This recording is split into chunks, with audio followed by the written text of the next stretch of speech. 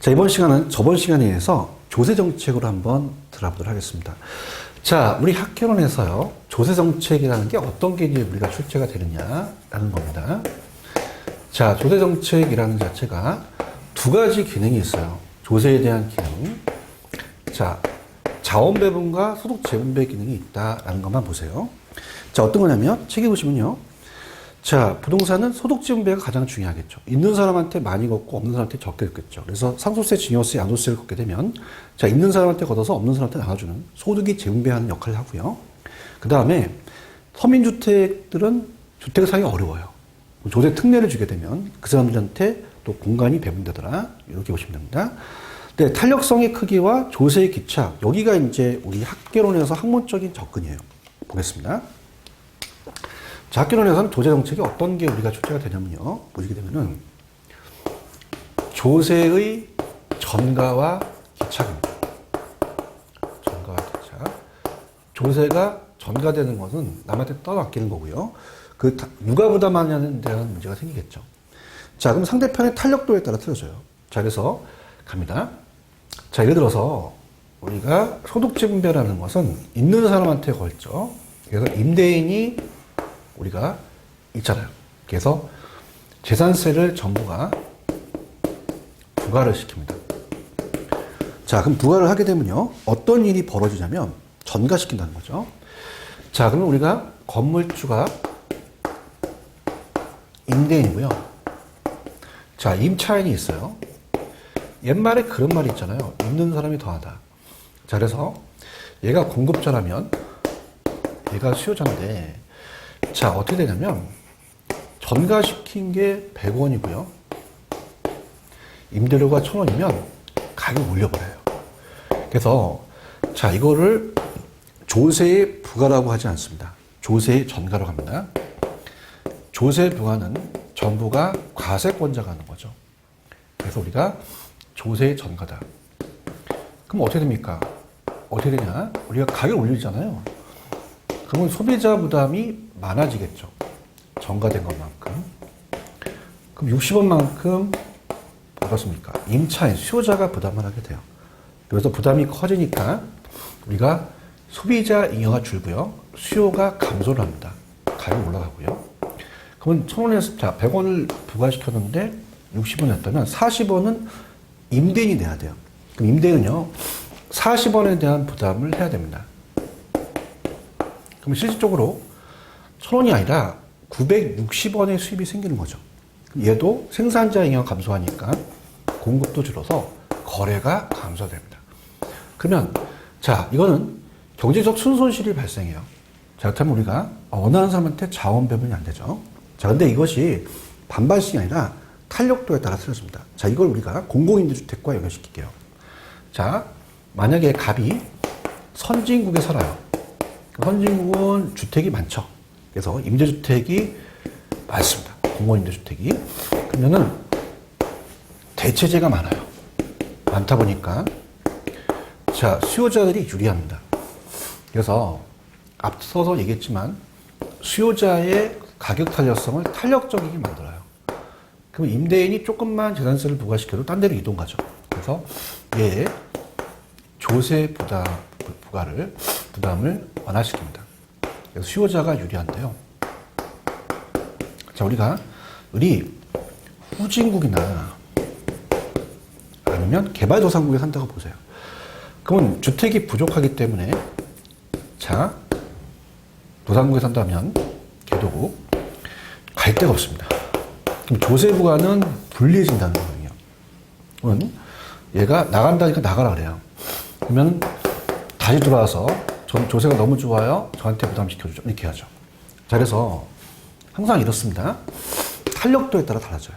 그래서 수요가 탄력적이고 공급이 비탄력적이다라고 한다면요. 탄력적이 유리합니다. 그래서 얘 부담을, 조세 부담을 작게 하고 얘 부담이 커지게 되는 거거든요. 자, 그래서 우리가 임대주택을 많이 만들어야 이 공공임대주택에 대해서 사적시장에 있는 임차인의 탄력성을 자, 탄력적으로 만들어서 유리해서 조세 전가분을 완화시킨다는 게 키포인트가 됩니다. 가볼게요. 자, 여기가 이제 가장 중요합니다. 조세기착이란 담세자와 납세자 의무가 다른 경우에 세금을 누가 실질적으로 부담하느냐가 귀착이죠. 자, 그러면 어떻습니까? 또 오늘 2번을 보시면 일반적으로 수요나 공급이나 탄력성이 더 큰 쪽이 세금을 좀 덜 부담해요. 그 다음에 탄력성이 더 적은 쪽이 세금을 너무 많이 부담합니다. 그래서 우리가 수요가 탄력적이면 공급이 비탄력적이면 수요자 부담은 작아지고 공급자 부담은 커지죠. 반대로 수요가 비탄력적이라는 건 수요가 불리합니다. 공급비 탄력적이라는 건 공급이 유리하죠. 그럼 수요자 부담은 커지고 공급자 부담은 작아진다는 거죠. 자, 수요가 완탈이고요. 수요가 완전히 유리하고 공급이 완전히 비탄력적이면 불리하면 공급자가 전 부담하고요. 수요가 완전히 비탄력적이면 수요자가 완전히 불리합니다. 공급이 완탈이면 공급이 완전히 유리하기 때문에 수요자 전부 부담한다. 그렇게 가시면 됩니다. 특히 양도세랑 토지 다인세, 특히 양도세는 세법에 나오는 문제이기 때문에 나중에 세법을 공부하신 다음에 제가 이 입문 과정에서 배우시고, 자, 우리가 기본서 가서 해도록 하겠습니다. 자, 그러면 이제 투자론 파트로 들어갈게요. 투자론 파트가 앞서 제가 오리엔테이션 할 때 출제 빈도가 높다고 얘기했습니다. 그래서 나온다면은 6문제는 기본적이고요. 나온다면 7, 8문제가 나올 수 있습니다.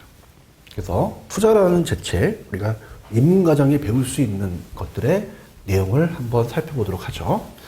자, 투자론입니다. 자, 부동산 투자라는 자체 들어갑니다. 투자는 자금의 투입이에요. 자금의 투입. 자금을 부동산에 투입합니다. 자, 그러면 투자 파트는 우리가 6에서 8문제가량 출제가 되고요. 그럼 투자라는 정의를 한번 내려가 볼게요. 자, 우리가 부동산을 투자한다. 투자의 개념을 잡으시는 게 좋습니다. 자, 우리가 보통 임대형 부동산에 투자하거든요. 수익성 부동산입니다. 그래서 임대형 부동산의 메리트는요, 임대료를 받아요. 수익성이죠. 그럼 내가 취득을 해서 운영을 한 다음에 처분을 합니다. 근데 투자라는 개념은, 자, 이렇게 합니다. 내가 지금 1억을 투자해서 1년 후에 만약에 1억 2천만 원을 번다. 그럼 내가 낸 거는 현재입니다. 현재. 근데 1억 2천은 미래예요. 그럼 내가 낸 거는 확실한데요. 1억 2천은 아직은 불확실하죠. 자, 그럼 우리가 위험이 따른다고 합니다. 그럼 확실한 현재 지출을 통해서 미래에 불확실한 수익을 교환하는 행위입니다. 그럼 현재는 확실하고 미래가 불확실 때문에 위험이 따릅니다. 그 위험이 클수록 수익도 높은 거죠. 자, 그렇다면 우리가 투자라는 것은 3단계예요. 취득, 운영, 처분이죠. 그래서 임대료는 소득이득이라고 합니다. 처분은 자본이득이죠. 그래서 임대료를 매년 받고요. 처분은 양도 차익을 한 번 받죠. 그래서 우리가 현금이 들어온 게 있고 나간다는 걸 배우실 거고요. 현금 수지. 그 다음에 이 취득을 할 때는요, 우리가 항상 그 타인 자본을 빌립니다. 지렛대 효과라고 하거든요. 지렛대 효과라는 건 뭐냐면, 자, 어떻습니까? 만약에 타인 돈을 빌려서요, 내가 그냥 전체적으로 투자했을 때는 총자본 수익률이라는 게 있거든요. 자, 총자본 수익률은 그냥 1억에서 2천만 원을 버는 전체적인 수익률이에요. 자, 그런데 지렛대 효과는, 자, 이거보다 더 커지는 게 자기 자본 수익률입니다.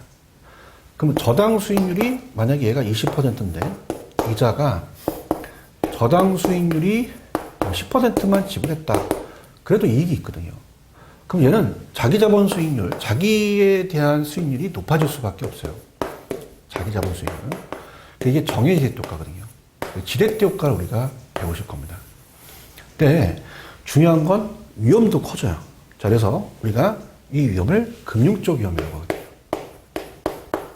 그래서 자금을 많이 융통하게 되면 또 우리가 부채가 많아져서 만약에 이자가 큰 상태에서 하게 되면 마이너스가 또 될 수도 있어요. 자기 자본 수익을 낮출 수도 있죠. 이런 것들이 이제 위험이 따른다라는 걸 꼭 염두에 보시기 바랍니다. 자, 그럼 들어볼게요. 자, 우리 의의는 잡으셔야 돼요. 투자란 미래의 현금 수익과 현재 지출을 교환하고요. 자, 확실한 현재 소비를 희생해서 장래 불확실한 수익을 목적으로 교환하는 게 투자다. 자, 순환 지금 얘기했던 지렛대 효과를 발생할 수 있다. 그 다음에 세 번째, 소득이득과 자본이익이 다 나타날 수 있다. 그런데 단점은, 넘겨보시면 단점이라는 게 있어요. 지렛대 효과는 제가 타인 자본을 빌려서 지분 수익률을 높일 수 있다는 걸 가볍게 얘기했고요. 그 다음에 이제 관리라는 자체가 위험할 수 있죠. 그래서 그게 위험이, 우리가 부동산 투자의 위험이 불확실합니다. 그래서 내가 실현된 결과가 예상된 것보다 벗어날 가능성을 위험이라고 그래요. 자, 그래서 위험의 유형에 금융적 위험 체크. 자, 이거 어떻죠? 부채가 많아요. 많을수록 어떻습니까? 원금과 이자에 대한 채무행 가능성이 더 높아질 수밖에 없어요. 파산할 위험도 그만큼 더 커진다는 얘기죠. 자, 그렇게 여러분들 꼭 체크해 줬으면 좋겠고요. 자, 그 다음에 이제 여러 가지 위험이 있지만, 그건 나중에 제가 기본서 가서 해드리도록 하고요. 자, 위험의 관리 방법에서는, 자, 이렇게 봅니다. 위험의 회피는, 자, 그냥 우리가 은행 이자에 투자해요. 그럼 위험에 대한, 그거는 회피. 자, 그래서 아예 국채에 대한 투자죠. 진정한 의미의 투자는 아닙니다. 그렇다면 전가시켜요. 자, 우리가 물가가 상승합니다. 화폐 가치가 떨어져요. 그럼 임대인들은 임대를 올려서 임차인한테 전가하는 게 위험의 전가다. 그렇게 보시고요. 자, 위험의 통제라는 것은 위험을 축소시킵니다. 그래서 이 보수적이라는 사람은 수익률을 좀 작게 잡고요. 또 위험 조정 할인율은 우리가 할인율이라고 하거든요. 그래서 이거는 요구 수익률을 상향시킨다는 거는 제가 다음에 후수를 하겠고요. 민감도는 가장 민감하게 여겨주는 요소가 뭐냐. 그래서 부동산에 투입시킵니다. 뭐 영업 경비를 높인다든가, 뭐 갑자기 세금을 많이 낸다든가. 그러면 수익률이 확 떨어져요. 그럼 그러한 민감도, 그래서 여기가 중요한 건 뭐냐면, 어때요?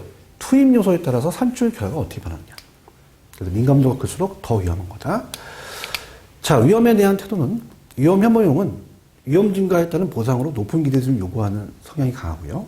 그래서 우리가 일반적이고, 위험 축은 어떻습니까? 높은 수익을 획득하기 위해서는 위험을 기꺼이 감수하겠다는 얘기입니다. 위험 중립형이라는 자체는 우리가 위험 크기 관계없이 기대 수익에 따라서 간다. 이렇게 보시면 되고요. 자, 수익률이 중요합니다. 수익률로 가죠. 자, 여기는 이렇게 볼게요, 여러분들. 간단하게 내가 투자를 해서 기대하는 게 있어요. 그래서 기대 수익률이, 투자라는 거는 투자한 후에 하는 게 아니라 그 전에 하는 거거든요. 사전적 수익률입니다. 예상이에요. 예상. 자, 예상이고요. 그럼 기대 수익률이 많이 나오는 게 좋죠. 그래서 내가 20%의 수익이 나왔다. 라고 한다면, 자, 요구하는 게 있습니다. 최소한 나는 다른 데를 투자해서, 다른 데는 10%를 준다고 하는데, 자, 지금 얘 대안을 선택하려면 최소한 이거 위주로 나와야 된다는 거죠. 요구하는 것보다 커야 됩니다. 그럼 얘가 최소한 보장되는 거예요. 최소한. 그래서 요구 수익보다 커야지만 투자합니다. 그래서 아주 기초적인 게 기대가 요구 수익보다 커야 된다. 그걸 같을 때 투자하고 자금을 기각한다가 중요합니다. 그런데 자, 실현 수익률이라는 게 있어요. 자, 실현 수익률은 1년 후거든요. 자, 그러면은 투자를 하게 된다는 것은 후가 아니라 전이에요. 기대 수익률과 요구 수익률만 갖고 다니지 실현 수익률은 투자 판단에 들어가진 않습니다. 그럼 실현을 거꾸로 하면 현실이잖아요. 자, 이건 사후적이다. 자, 그건 1년 후만 가능한 것이다. 아직 모른다. 실제 수익률을 얘기하죠. 이 세 수익률은 입문 과정에서 잡으셔야 됩니다. 갈게요. 자, 기대 수익률의 정의. 예상 수익률이고요. 투자로부터 기대 동안. 그 다음에 예상 수익과 지출을 토대로 투자자의 투자 사업의 자체 내재적인 겁니다. 그래서 요구 수익률은, 자, 이건 주관적이죠. 그래서 의의가 중요합니다. 요구 수익률은 투자 위험에 따라서 투자 대상이 자본을 투자하기 위해서 충족해야 될 최소한의 수익률이라는 거죠. 자, 이걸 보고요. 자, 그 다음에 넘겨보시면, 중간에 이제 조금 이제 어렵기 때문에 이건 기본 강의에서 해드리고요. 어딜 좀 보냐면, 우리가 마지막 기대 수익률과 요구 수익률과의 관계라는 게 아마 박스에 있을 거예요. 다음 페이지. 기대가 요구보다 커야지만 투자한다. 요거가 크면 기각한다. 그것만 적으세요. 그 다음에 실현 수익률이라는 게 있습니다.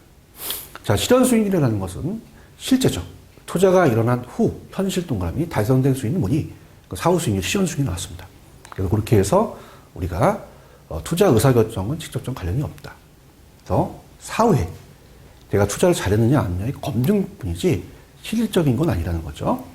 그 다음 투자 가치와 시장 가치도 그렇습니다. 자, 그냥 우리가 가볍게. 자, 시장에서 나와 있는 가치가 시장 가치예요. 시세입니다. 시세는 누구나 알 수 있죠. 내가 이 돈을 투자해야 돼요. 그럼 내가 투자해서 자, 이게 2억이 들어갔다. 그럼 나는 이 투자 가치가 더 커야 됩니다. 투자 가치. 그래서 투자 가치가 주관적이에요. 투자 가치가 크거나 같을 때 투자하겠다. 그래서 시장 가치보다 커야 된다. 시장은 객관적입니다. 그래서 시장에 나와 있는 가치 정의만, 그 다음에 요 부등호만 보시면 합니다. 자, 그래서 투자 가치는 밑줄, 장래 기대 수익 현재 가치로 환원하거든요. 그래서 미래 수익을 현재 가치로 만들기 때문에 2번 투자 가치는 주관적이다. 시장 가치는 자 2번 시장에서 나와 있는 가치다. 그렇다면 밑에 박스 투자 가치가 시장 가치보다 커야지 투자한다는 것은 입문 과정에서 꼭 알아두시기 바랍니다. 자, 그럼 넘어갈게요. 자, 우리가 자 지금 부동산 투자의 위험과 수익의 측정 및 분석이라는 게 참 어려운다. 그래서 이제 자 내용에 보시면은 A, B, C, D가 있어요. 이 기대 수익률 표준 편차라는 게 있죠. 아, 이건 이제 우리가 갖고 입문 과정에 제가 강의를 해보는데요. 자, 이렇게 합니다. 자, 여러분들, 이렇게 됩니다. 이게 뭐 평균이나 분산 뭐 이런 것들은 이제 어느 정도 어렵기 때문에 그냥 제가 여기에서 내용을 보고요.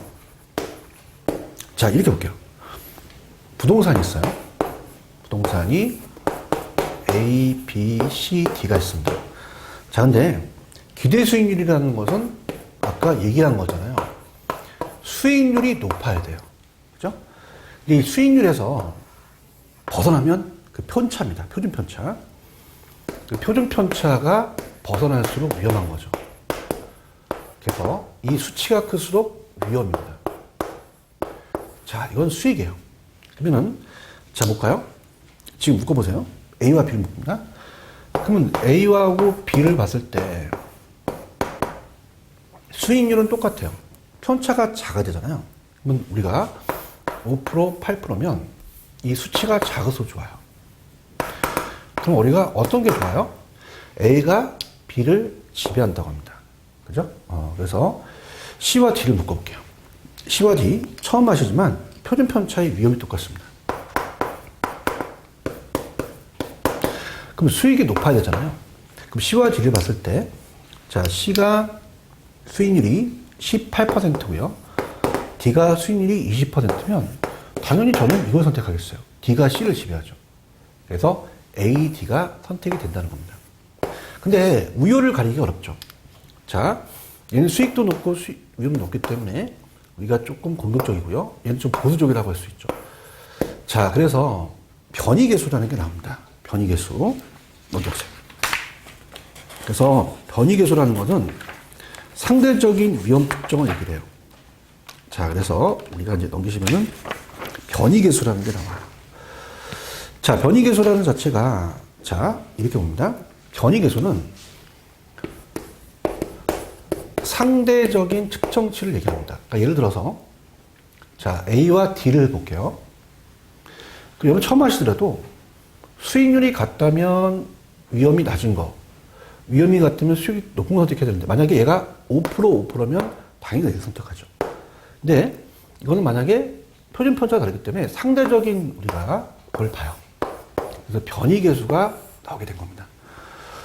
자, 변이계수는 상대적 위험의 도거든요. 그러다 보니까 우리가 위험이라는 게 올라가요. 왜? 얘는 위험을 측정하니까 낮아야 됩니다. 위험이 표준 편차라고 그랬잖아요. 그래서 보고요. 기대 수익률이 수익입니다. 기대 수익률당 위험이기 때문에 위험이 낮은 게 좋다. 이렇게 봅니다. 그래서 이거를 해결하기 위해서 포트폴리오라는 게 나옵니다. 자, 우리가 포트폴리오라는 것은요, 집중 투자가 아니라 분산 투자예요. 그러다 보니까 A와 D는 우수한 거라면 두 가지 분산해서 투자하자. 왜냐하면 변이계수는 상대적인 우리가 책정치이기 때문에 위험만 보는 것이지 진정한 좋은 투자라고 볼 수 없다. 그래서 이렇게 됩니다. 자, 그래서 볼까요? 자, 변이계수라는 게 나와요. 변이계수. 변이계수는 기대수익률당 위험도, 편입편차입니다. 변이계수는 수익률 한 단위당 위험도를 나타냅니다. 변이계수가 낮을수록 위험이 작아서 유리한 투자안이 되죠. 그러나 포트폴리오입니다. 포트폴리오는 자, 의에 가시면 기억에 자, 예를 들어서 가볍게만 자, 하나의 A와 D를 선택할 수 없잖아요. 집중 투자하는 게 아니라 불확실성을 제거하기 위해서 두 가지 다 분산 투자하는 거죠. 그럼 안정된 결합형이 나타나서 자산관리의 방법으로 원리를 지칭하더라. 그렇게 가시면 되고요. 자, 그 다음에 이제 포트폴리오는 이제 기본서 가서 제가 더 자세히 해드리겠고요. 자, 우리가 이제 제2절에 가시면 부동산 투자 분석 기법이라는 게 있어요. 자, 그래서 화폐의 시간 가치라는 게 있습니다. 자, 이건 이제 기본 개념만 우리가 한번 갖고 갈게요. 자, 화폐는 시간 가치가 있어요. 자, 현재가 우리가 현재 가치고요. 미래가 미래 가치입니다. 근데 미래는 불확실하기 때문에 위험이 따르겠죠. 그래서 할인과 할증이라는 개념이 나와요. 그래서 이번 과정은 자, 들어갑니다. 이렇게만. 그러면 우리가 화폐의 시간 가치라는 건 뭐냐. 자, 이거 정도입니다. 자, 우리가 현재 가치가 있고 미래 가치가 있어요. 지금 돈 100만 원이 있다. 자, 이걸 현재 가치라고 합니다. 그래서 현재 가치라는 말을 쓰고요. 줄여서 현가라고 얘기를 해요. 자, 그럼 현재 가치가 있다면 지금 돈 100만 원을 1년 후에 연 10% 이자를 내면 얼마냐? 당연히 10% 이자가 붙으면 110만 원으로 바뀝니다. 자, 이걸 미래 가치라고 해요. 미래 가치. 자, 그러면 이거를 줄여서 내가라고 합니다. 그럼 110만 원으로 돌릴 수 있죠.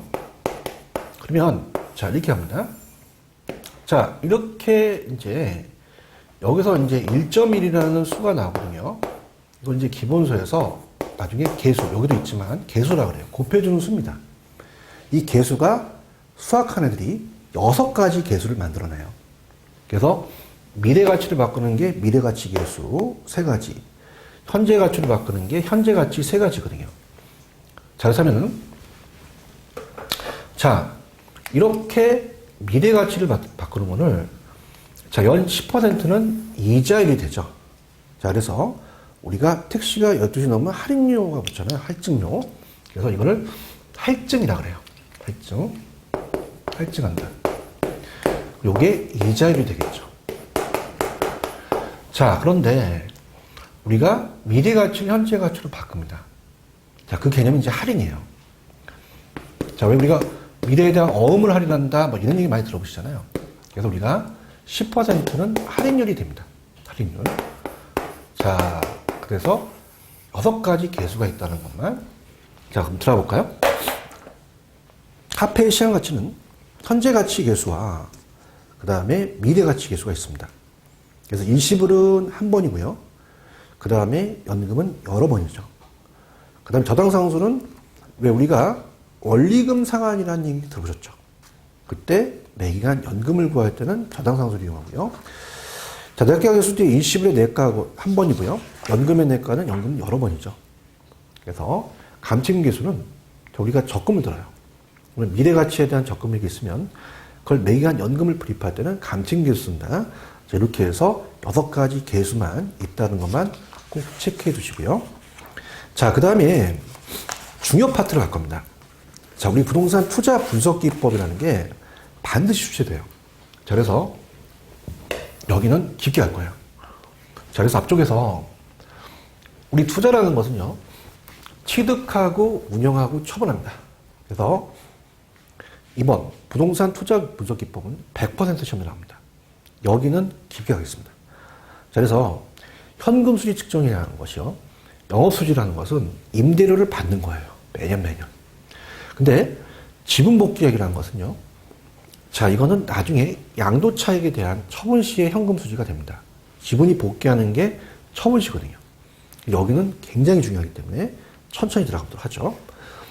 자, 제목은 현금수지의 측정이에요.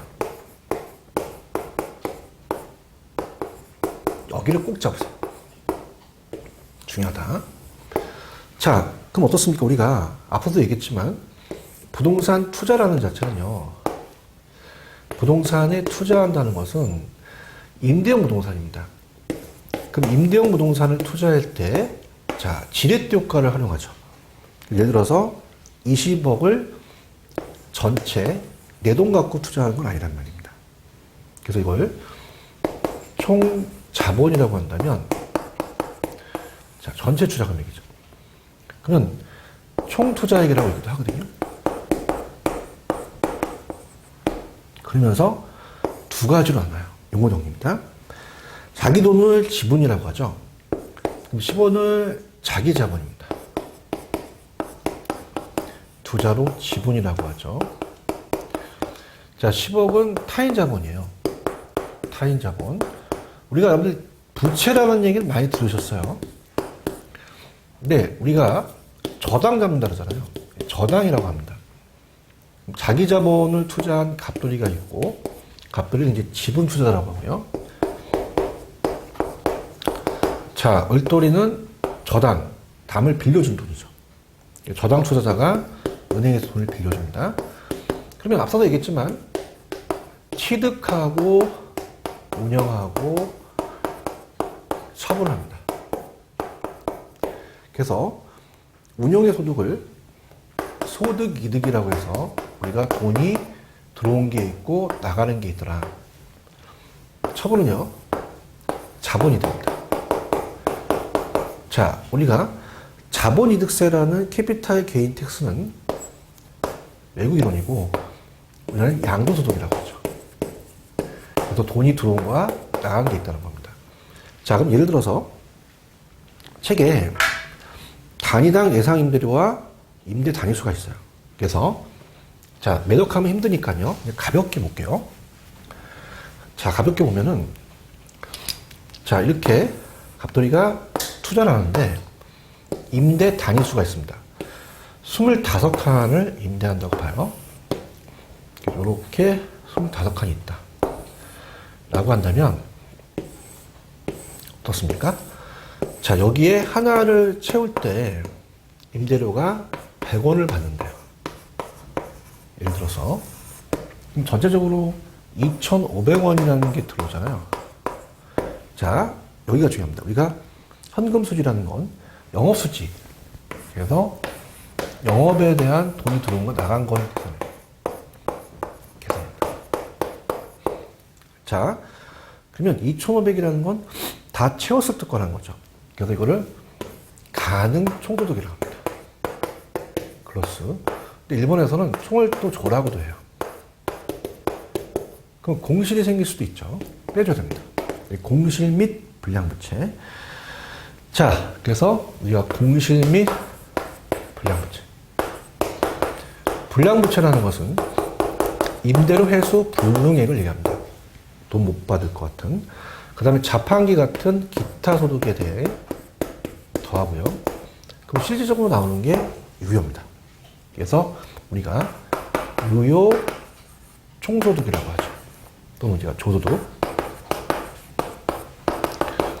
그럼 영업경비가 나가잖아요. 영업경비를 빼줘요. 빼주면 자, 순전히 내가 얻을 수 있는 소득이 순소득이 되죠. 그래서 이걸 순영업소득이라고 합니다. 그 다음에 부채 서비스액이 원리금이라는 걸 배우셨잖아요. 원리금. 원리금은 원금과 이자를 더한 겁니다. 부채 서비스액을 빼주게 되면 아직 세금을 공제하기 전 세전이 됩니다. 세전 현금 수지가 되죠. 그래서 우리가 영업소득세를 뺀다고 해요. 영업소득세를 빼게 되면은 우리가 세후가 됩니다. 세후 현금 수지가 나오겠죠. 현금 수지.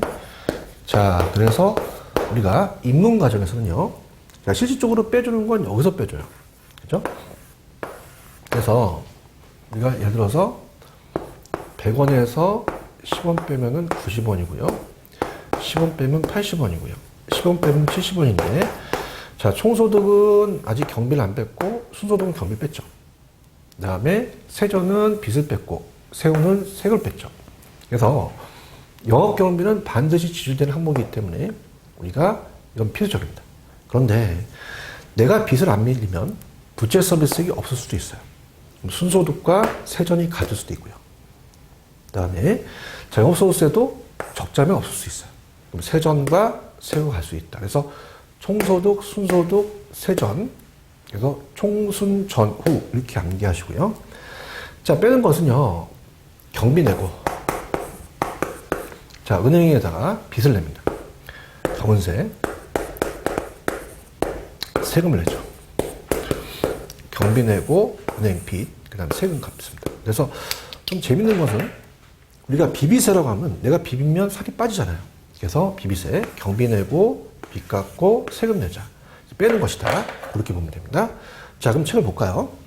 자, 우리가 그 영업경비라는 자체는 뭐 지금 유지수선비는 나가는데 화재보험료 나갑니다. 근데 소득세는 부채서비스세는 공시불량부채는 우리가 미리 빼줬고 나중에 빼줄 거니까 이건 불포함한다는 건 가볍게. 자, 유효가 순소득 비해서 큰 편이에요. 유효가. 그 다음에 전액 자기자본으로 간다면 순소득과 세전항목이 동일할 수 있다. 적자에서 비과세입니다. 그러면은 세전과 세후가 동일할 수도 있다. 그 정도만 보시기 바랍니다. 자, 그렇게 하고요. 자, 이번 시간 영업수지까지 봤죠. 근데 우리가 다음 시간은 지분복귀액에 대해서, 특히 양도소득에 대해서 얘기를 해보도록 하겠습니다. 자, 다음 시간에 뵙도록 하겠습니다. 감사합니다.